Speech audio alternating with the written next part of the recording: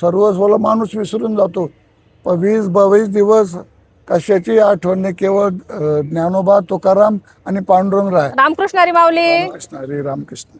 आम्ही आता तुमच्या दिंडीला जेव्हा भेट दिली तर खूप छान वाटलं. अगदी खेळीमेळीचं वातावरण होतं. अगदी महिला वर्ग खूप एन्जॉय करत होतं. खूपच छान वाटलं. हो हो. तर आपण सर्वात आधी वारी म्हणजे काय काय सांगाल? वारी म्हणजे जवळजवळ 300-400 वर्षाची ही परंपरा आहे.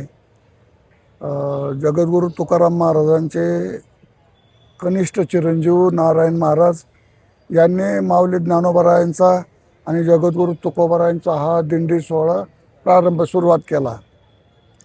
त्यानंतर योगायोगानं माऊलीचं दिंडी स्वतंत्र चालायला लागली. तो जगद्गुरू तुकोबारायांची स्वतंत्र चालायला लागली.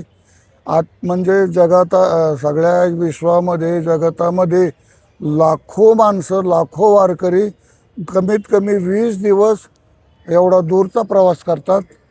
आणि एवढ्या मोठ्या सोहळ्यामध्ये कोणाचे भांडणं नाहीत, कोणाच्या तक्रारी नाहीत, कोणत्याही प्रकारचा जातीवाद, कोणत्याही प्रकारचा वर्णभेद. या 20 दिवस सर्वस्वाला विसरून वारकरी चालतात. आणि प्रत्येकाच्या अंतःकरणामध्ये अशी श्रद्धा असते, अशी भावना असते की आम्ही जगद्गुरू तुकोबारायांबरोबर, माऊली ज्ञानोबारायाबरोबर, पांडुरंग रायाच्या भेटीला चाललो आहोत. अत्यंत अद्वितीय अशा प्रकारचा हा सोहळा. म्हणजे जगतामध्ये जे अनेक नवलाईच्या गोष्टी आहेत ना, त्यापैकी हा सोहळा म्हणजे जगातलं सगळ्यात मोठं आश्चर्य, सगळ्यात मोठं नवल आहे. अगदी अगदी. कारण आपल्याला सगळ्यांना माहितीच आहे की वारीची गिनीज ऑफ वर्ल्ड बुक मध्ये सुद्धा नोंद झालेली आहे.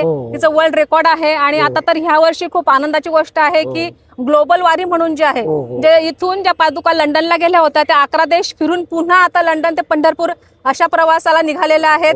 आणि ही सगळं आपल्या वारकऱ्यांसाठी, भाविकांसाठी खूपच आनंदाची गोष्ट आहे. म्हणजे माऊलींनी जे वैश्विक रूप सांगितलंय ते खऱ्या अर्थाने त्याचं आज चित्र आपल्याला दिसतंय. तर तुम्हाला कसं वाटतंय आज? हो, अत्यंत आनंद होतो. सर्वस्वाला माणूस विसरून जातो. 20-22 दिवस कशाची आठवण नाही, केवळ ज्ञानोबा, तुकाराम आणि पांडुरंग राय याच्याशिवाय दुसरा विषयच कोणाचा नसतो. भजनामध्ये सगळी मंडळी आनंदात असतात. वयस्कर माणसं, म्हातारी माणसं वारीमध्ये चालतात, आनंद घेतात. मोठा आश्चर्याचीच गोष्ट आहे. त्यांना जी शक्ती प्राप्त होते ना, ते सगळी भगवंताची. म्हणूनच या सोहळ्याला स्वर्गलोकीचा सोहळा असं म्हणतात. म्हणजे तिथेही नसेल असा सोहळा पृथ्वीवर होत असतो. हा सुख सोहळा स्वर्गीय नाही असं तुकोबाराय म्हणतात. पृथ्वीवरचा हा सोहळा आहे. अत्यंत अगदी अगदी. आनंदाचा. आणि माऊली आपलं नाव? माझं नाव नाना महाराज तावरे. आम्ही जालन्यावरून येत असतो. आमची एक संस्था आहे, वाकुलणी म्हणून गाव आहे, बदनापूर तालुक्यात. तिथं वारकरी शिक्षण संस्था आहे. आणि गेल्या 26 वर्षापासून आम्ही जगद्गुरू तुकोबारायांच्या सोहळ्यात चालतो. फार अत्यंत भाविकतेने, आनंदाने हा सोहळा साजरा होतो. आपण आलात ना, त्याच्यामुळे तर आमचा आनंद आणखीन द्विगुणित झाला. खूप छान, खूप छान. रामकृष्ण हरी माऊली.